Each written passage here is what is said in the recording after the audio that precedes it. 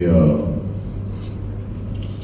Cinema budget wise पण कमी नव्हता, खूप मोठं बजेट होतं आणि लिहिला तेव्हा मी आपला लिहिला आहे का मस्तीत, पण म्हटलं मराठी सिनेमाची परिस्थिती बघता म्हटलं निर्माता मिळेल की नाही, पण मला 3 अप्रतिम निर्माते मिळालेत. एक त्यातले जे नाही आहेत ते अमेरिकेत असतात, राहुल पुराणिक म्हणून, राहुल सुगंध, अनुपजी आणि आमचा मित्र वीरेन हे उभे राहिले या सिनेमासाठी. मी त्यांनी त्यांचे मला खूप आभार मानायचे. बरं, यातले प्रत्येक ना सयाजी शिंदे इथे नाही आहे, खूप सारे ॲक्टर्स नाही आहेत, पृथ्वी प्रताप नाही आहे, रोहित माने नाही आहे, असे खूप लोक नाही आहेत. पण मला वाटतं प्रत्येकाने बिझी असेल.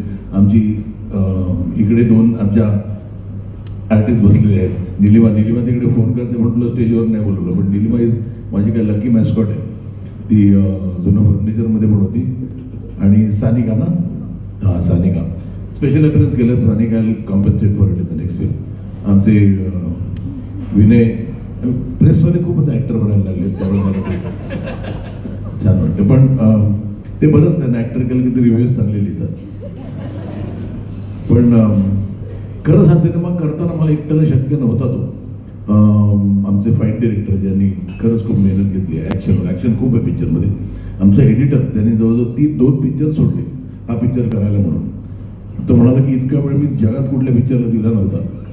आणि म्हणजे त्यांनी खरंच सांगत होतं ते संपला, इथे शूट एडिटिंग संपलं तर ते दुसरा पिक्चर सुरू होत होता. तो म्हणाला मला इच्छाच होत नाही काम करायची. तर ते there are lot of people who have sacrificed a lot आणि जे उभे राहिले. आणि आता मी काय म्हणतात लगाम झीच्या हातात दिला त्यांनी. आणि मला माहिती आहे दे आर गुड रायडर्स, त्यामुळे मला त्याची काही हे नाही. आणि त्यांनी प्रूव्ह केले 2 पिक्चर. त्यामुळे सगळेच म्हणजे ज्यांची कोणाची नावं राहिली असतील थँक्यू म्हणायची. आमची गौरी म्हणजे घरचीच असल्यावर गौरी आणि मेधा हे असे फार नाहीत पिक्चरमध्ये, पण ते काय आहे हे आमचे कोणी नसेल तर इसका कोई नाही होता उसका. पण अजून कोणाचं नाव राहिलं असेल तर बाकी आता म्हणजे PR सांभाळणारे म्हणा किंवा सोशल मीडिया सांभाळणारे म्हणा,